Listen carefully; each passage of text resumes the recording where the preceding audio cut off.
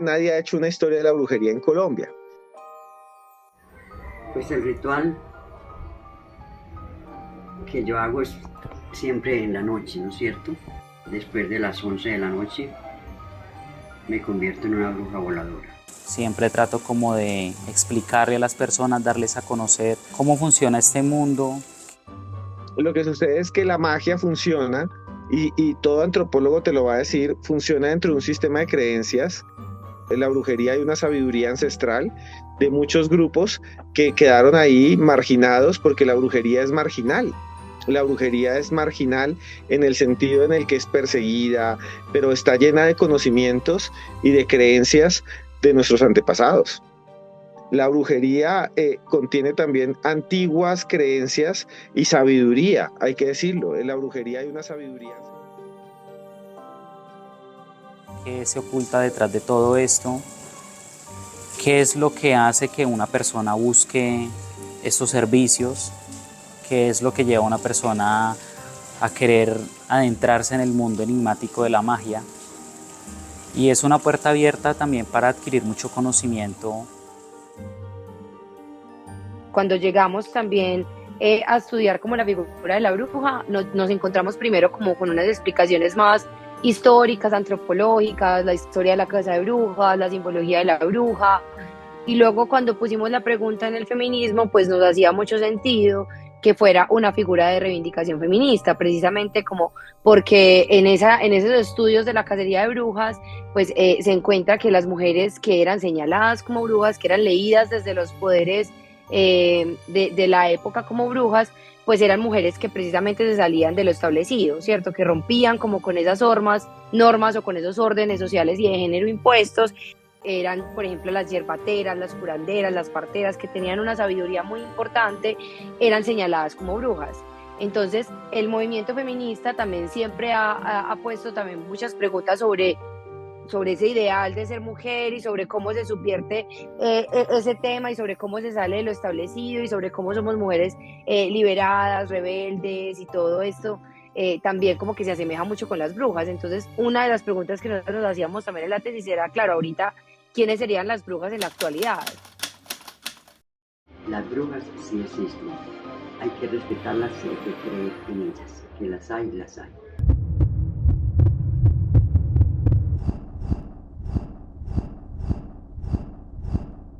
Poder y ocultismo, el enigma de las brujas en Colombia.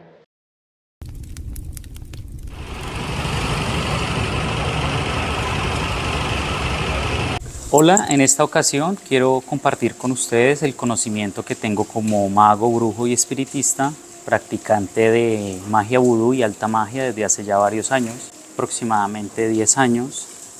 Es una herencia que he tenido de mis ancestros, especialmente de mi abuela, que fue la persona que me guió y me inició en este camino, en este mundo, y la persona que me dio también el conocimiento y el acceso a mundos desconocidos y sobre todo al arte de practicar las magias. También desde hace algún tiempo he profundizado en el vudú haitiano, porque me parece que es una de las magias que es muy poderosa y sobre todo efectiva. También tengo conocimientos en ocultismo y alta magia, pero siempre he resaltado como la cultura que tenemos acá en Colombia, el conocimiento ancestral que tenemos acá, la fusión de las magias que hay acá, afrocaribeñas. Me he venido preparando durante mucho tiempo, digamos, y profundizado en todo este asunto de la magia y el ocultismo, y hoy en día pues es a lo que me dedico. Este es mi lugar de trabajo, es donde practico mis rituales, mis hechizos, y pues me he caracterizado por ser una persona seria, honesta en lo que yo hago. Siempre trato como de explicarle a las personas, darles a conocer cómo funciona este mundo, qué se oculta detrás de todo esto, qué es lo que hace que una persona busque estos servicios, qué es lo que lleva a una persona a entrarse en el mundo enigmático de la magia. Y es una puerta abierta también para adquirir mucho conocimiento, y pues considero que la magia es algo que se tiene que ver desde otra perspectiva, Lamentablemente, pues hoy en día esto se ha empañado por brujos estafadores, por personas que han querido darle otra visión a las personas de lo que es la magia, opacando lo que realmente es la espiritualidad que esto lleva. Nos hemos olvidado de todo el conocimiento que tenemos en Colombia, de lo que a nosotros nos forma como espiritistas acá, del folclore, de la cultura que tenemos acá, de la energía sobre todo que tiene este país. Por eso, como brujo y practicante de las artes mágicas, siempre he resaltado mi país, la biodiversidad del mismo. He trabajado con culturas indígenas, con culturas afro, donde también he adquirido mucho conocimiento, sobre todo en el conocimiento de las plantas, de la arbolaria mágica que hay acá.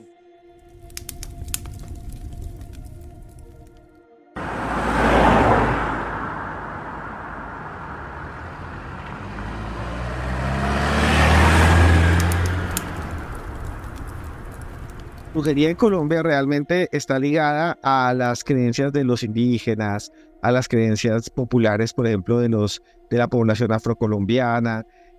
Somos un pueblo mestizo y entonces la brujería es la misma brujería que tiene elementos africanos, tiene elementos, todos, nada más ver la cara de un colombiano es un español, un negro y un indio revuelto. Y mucha gente también dice que es un concepto que puede ser interpretado desde un punto de vista un poco de la subalternidad y el pensamiento colonizado, de cómo todas las prácticas que no cabían en lo hegemónico, recordemos a Gramsci, lo hegemónico y lo subalterno, entonces todo lo que no cabía en lo oficial es malo, y perseguido y destruido, ¿sí? La Inquisición y demás. Entonces lo que hay es una forma de perseguir y de atacar a todo aquello que es poderoso, pero que no hace parte, ¿no?, del orden, ¿no?, del orden social imperante.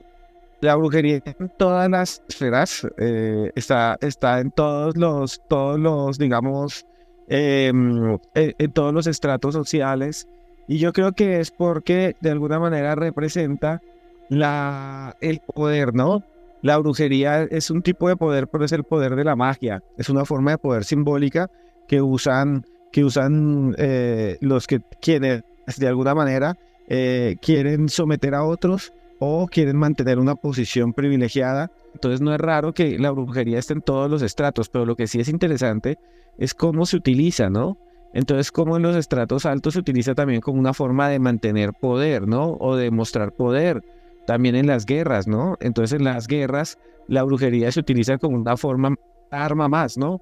Atacar al otro mágicamente, ¿no? Los paracos, los guerrillos, tratando de atacar o ser invulnerable, ¿no? Utilizar la magia para ser más poderoso. Entonces, tú encuentras, por ejemplo, que en los políticos de este país, en la mayoría, en todos ellos, presidentes, alguna vez consultan brujos o astrólogos. Creo mucho en los temas de brujería y en el ocultismo. No soy una persona, nunca lo he sido.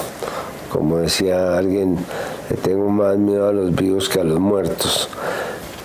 Pero efectivamente también entiendo que la brujería es una forma de comunicación que de alguna manera incorpora unos elementos simbólicos que pueden hacer que las cosas sean distintas. Es decir, no la descarto como un acto de charlatanería, al contrario. Yo creo que hay personas que sí tienen poderes para predecir, poderes para sacar una conclusión que suena muy racional, bien planteada. El caso, por ejemplo, de Samper es él como presidente estando en el Palacio Presidencial, le empiezan a decir que hay algo raro en él, que hay algo muy raro, traen una vidente pagada por nuestros impuestos, traen una vidente, pues los impuestos de ese momento, esa vidente llega al palacio y empieza a tener una serie de visiones y empieza a decir que hay algo muy oscuro que le da mucho miedo. Y empieza a decirle al presidente que le estaba haciendo brujería a alguien muy cercano, que después se dirá que es alguien del narcotráfico, que es la monita de Retrechera. Entonces, ¿qué es lo que dice esta vidente? Le dice, mire, que muy bien, ya habían habido algunas apariciones de brujería, como que habían encontrado detrás de un cuadro del Divino Niño en la oficina del presidente que es la misma oficina que han tenido todos los presidentes, que tiene Petro y que tuvo Uribe, es la misma oficina y el mismo escritorio, por tradición no se cambia. Entonces ahí había un cuadro que le había puesto Samper, que era un cuadro del Divino Niño, del Sagrado Corazón de Jesús, y estaba torcido. Entonces le pidió que a la guardia, los muchachos de la presidencia, los soldaditos, que lo arreglaran. Entonces, cuando lo fueron a arreglar, lo voltearon y lo que había era una rata crucificada como si fuera Jesús de Nazaret, con incluso tachuelas, y tenía aquí un montón de espinas y tenía el abdomen abierto y seco. Pues es una brujería. Luego dice Samper que metió la mano debajo del escritorio y sintió que había algo protuberante, algo que salía, y cuando lo sacó era un micrófono cortado, pegado con un chicle. Y entonces él consultó a varios brujos y le dijeron, pues está evidente, le dijeron que era una brujería para que todo lo que él dijera se filtrara, porque lo llevaron al ejército y al DAS, existía el DAS, y él dijo, no, ese micrófono no funciona, es un micrófono dañado, lo pusieron ahí para hacer algo. Y tengo que reconocer que durante la época del gobierno hubo gente que trató de hacerme el mal metiendo brujerías a palacio, símbolos de muerte, de destrucción, que por supuesto no me deprimieron porque, repito, soy una persona que mira esto con absoluta objetividad, pero sí hacen el daño porque piensa uno hasta dónde puede llegar la gente a tratar de hacer un mal y cuál es el sentido de esta maldad expresada de una forma tan extraña, tan fuera de lo común. ¿Le generaba miedo? No. La realidad en el plano social, que esto es muy interesante, no es igual que en el plano físico, que podríamos medir con instrumentos. Si tú lo crees, ya hay una relación diferente entre tú y la realidad. Entonces, de alguna manera ya cambias de alguna manera tus expresiones, tus comportamientos, y eso afecta a la realidad. Y por eso se han construido grandes edificios como las pirámides de Egipto, se han construido las pirámides mayas, se han construido las iglesias nuestras, las catedrales, porque hay una idea de lo sobrenatural y de que hay algo que interviene en la realidad. No esa realidad física, matemática. Hay una realidad social en donde la magia existe y es posible si se tiene en cuenta la magia como algo que es eminentemente simbólico y hace parte de nuestras culturas, ¿no? Esto pues es un mundo muy amplio que abarca pues muchas cosas, como lo decía al inicio, son muchas ramas las que tiene la magia, pero siempre me gusta centrarme y realzar sobre todo, digamos, esa cultura que tenemos acá de las brujas en Colombia. Y aquí se puede decir que las brujas en Colombia son mujeres, como lo he dicho, ricas en conocimiento, sobre todo en poder y sabiduría. Aquí hay mujeres indígenas, tenemos mujeres negras que tienen su herencia, su energía que han traído desde los africanos.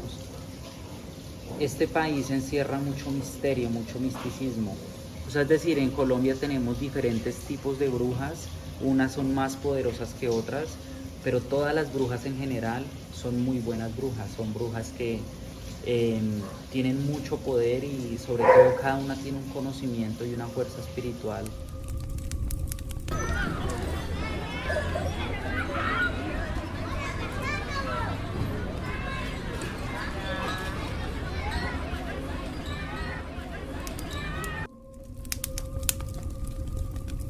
La figura de las brujas se empieza como a tejer alrededor de tres asuntos que son muy fundamentales y que lo encontramos como la revisión de ese proceso del inquisitorial de la Casa de las Brujas, que en principio ocurre en Europa, pero luego se traslada a América pues con los procesos de colonización, y ahí ya no solo estamos hablando de mujeres blanco-mestizas europeas, sino también de mujeres indígenas, de mujeres mestizas, de mujeres afroesclavizadas y demás, que también fueron sentenciadas por brujas y herejes. Y esos tres asuntos son, pues, por supuesto, la sexualidad de un lado, de otro lado la reproducción y en un tercer lugar el cuidado. Casi que uno puede clasificar en la sexualidad, en la reproducción y el cuidado los discursos y las prácticas que se producen alrededor de la figura de la bruja. ¿Y por qué? Pues digamos que son tres asuntos que están estrechamente relacionados como con los misterios de la vida, por así decirlo. Por un lado está la sexualidad femenina, que así lo señala, digamos, el psicoanálisis, aparece como algo incomprensible para los hombres. El asunto de la sexualidad es ahí muy importante, y también las prácticas de la sexualidad. Se les acusaba de que se reunían en el bosque a masturbarse con las escobas. Allí se prepara una grasa hecha con de varios animales que no puedo decir cuáles son. Esa grasa se unge en el cuerpo y luego se ayuda también con plantas alucinógenas. Esas plantas son conseguidas en la montaña. Esas grasas alucinógenas por eso dicen que las brujas podemos volar en escobas, porque esa grasa se le unta al palo en la escoba y se introduce en la vagina, y así se consigue volar. Las brujas de acá son brujas que tienen, digamos, mucho poder a la hora de la transmutación, porque en el entorno en el que vivimos, rodeados de selva, de montes, de montañas, todo lo que poseemos en este país hace que una bruja se convierta en un ser muy poderoso cuando se adentra en esos mundos, es decir, cuando sale de su cuerpo y se incorpora en un ave, en un animal, o como sea que haga el tema de la transmutación, porque si entramos a hablar a ese tema de la transmutación, pues tenemos varias facetas donde la bruja pues se puede llegar como a transformar, y pues una de esas es cuando lo hacen mediante un trance, donde las mujeres utilizan las escobas para hacer una ceremonia de empalamiento, donde esas escobas son ungidas con grasas, con plantas que son procesadas, tienen alucinógenos muy agresivos. Entonces ellas entran en un estado de alucinación, pero más allá de la alucinación es la conexión que ellas abren energéticamente, porque esto tiene que ver con una cuestión que está en el útero de la mujer, que tiene que ver con la sangre femenina. Ellas solamente pueden hacer esta ceremonia cuando están menstruando. Entonces, al mezclarse la sangre con todas esas plantas y todo esto ya ocurre acá, se abre un portal mágico y ellas pueden entrar a otras dimensiones. Es como entregar su cuerpo y desgarrar su alma y hacer una transmutación a otras dimensiones. Por otro lado está el asunto de la reproducción. Se señala que eran ellas las que buscaban las mujeres para abortar, o por el contrario para quedar en embarazo. Entonces digamos que el asunto de la reproducción también pasa mucho como por la misoginia. Es como un campo de conocimiento al que los hombres no tienen acceso, y por eso en el desarrollo de la medicina como ciencia moderna va a ser un lugar que van a colonizar los hombres, como un intento por acceder a ese saber, por controlar esos cuerpos. Entonces, claro, la reproducción, que es el control de la vida, la posibilidad o no de la vida, pues va a ser también un asunto puntual que luego evoluciona a la reivindicación de los derechos reproductivos. Y por último, pues el asunto del cuidado, que no solo es el cuidado de las personas, de los hijos, de las hijas, de las personas enfermas, de las personas adultas mayores, sino también es el cuidado de la tierra. Por ejemplo, las brujas eran estas mujeres que sabían con qué ciclos de la luna había que cosechar el maíz, el café, qué sé yo. Si una cosecha se perdía, pues eran ellas las señaladas claro, las perseguían y las mataban también, o sea, ellas perdían por punta y punta, pero el asunto del cuidado, del sostenimiento de la vida, también es un asunto que está pues relacionado también. Las mujeres, pienso yo que tienen ellas más ese toque espiritual y son las que tienen más fuerza y más poder para llegar a hacer este tipo de cosas. Por eso la bruja siempre ha tenido esa fuerza, ese don y esa magia más que el brujo. Aunque pues eso hoy en día se puede ver que ya va en cada quien cómo desarrolla esa espiritualidad. La figura de la bruja ha sido retomada por las mujeres desde diferentes lugares de enunciación y los feminismos ha sido uno de esos lugares. Y esos lugares también desde el feminismo pues han revisado también ese activismo, las cualidades asociadas al poder, al conocimiento, la rebeldía, la transgresión. Más que el cómo la figura de la bruja se convierte en un símbolo de poder para el movimiento feminista, también vale la pena preguntarse por qué lo hace. Y pues creo que una de las claves ahí es porque es un símbolo en principio, o sea, es una representación social que en sí misma es un símbolo y los símbolos son muy efectivos para sintetizar discursos, prácticas y reivindicaciones. Se implica mucho aquí y es que es una representación que también habla de una subjetividad política que encarna unas reivindicaciones, pero también unas críticas que fundamentalmente son a la iglesia, a la familia como institución, al Estado y a la ciencia. Y ahí con cada uno de esos poderes uno podría casi que desplegar una serie de críticas que tiene que ver con los órdenes. Bueno, si vamos a entrar a hablar de ese tema, de donde tú me dices que por qué la mujer siempre como que ha pasado al paredón. Prácticamente, ¿cierto? sí. Por decirlo así, y que se ha señalado tanto, pues aquí tenemos que tocar temas muy profundos como lo es el cristianismo, como lo es el machismo. Es cuando se dan cuenta que las mujeres pueden llegar a dominar ciertas, digamos, corrientes, ciertas energías, ciertos elementos elementales, mundos, dimensiones, que el hombre no lo puede hacer. Pues es aquí donde viene esa parte donde yo la quiero opacar, yo la quiero esconder, yo la quiero vulnerar, yo la quiero escupir, la quiero desaparecer. Y aquí es donde viene la caza de brujas, la quema de brujas.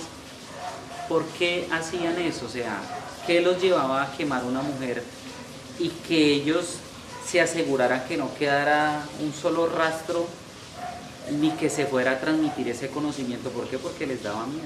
¿Y por qué la mujer, aún con su espiritualidad, ha sido tan impura para eso? Entonces es aquí es donde yo digo que la mujer que es bruja no solamente es mujer, sino que llevar ese nombre y practicar la magia ya la convierte en un ser supremo, lo podría yo decir así.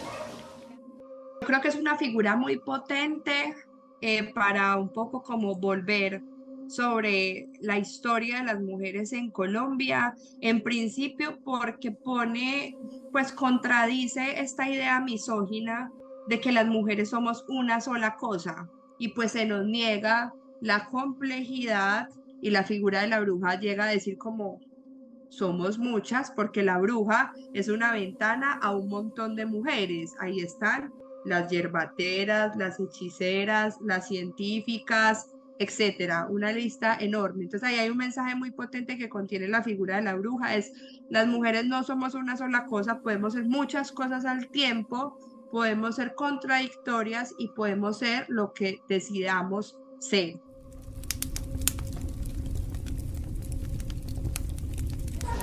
Yo creo que ya para terminar, solo una única última pregunta tal vez, y es, ¿quién puede ser una bruja? Muy buena pregunta.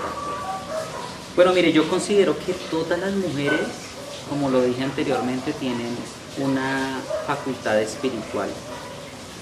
Yo creería que cualquier mujer puede ser bruja, o sea, todas son aptas para ser brujas. Es solo de aceptarlo y dejar que eso se desarrolle, ¿sí? Porque ustedes las mujeres tienen una sensibilidad y tienen una conexión con los elementos y los elementales más profunda que la que tiene el hombre, ¿sí?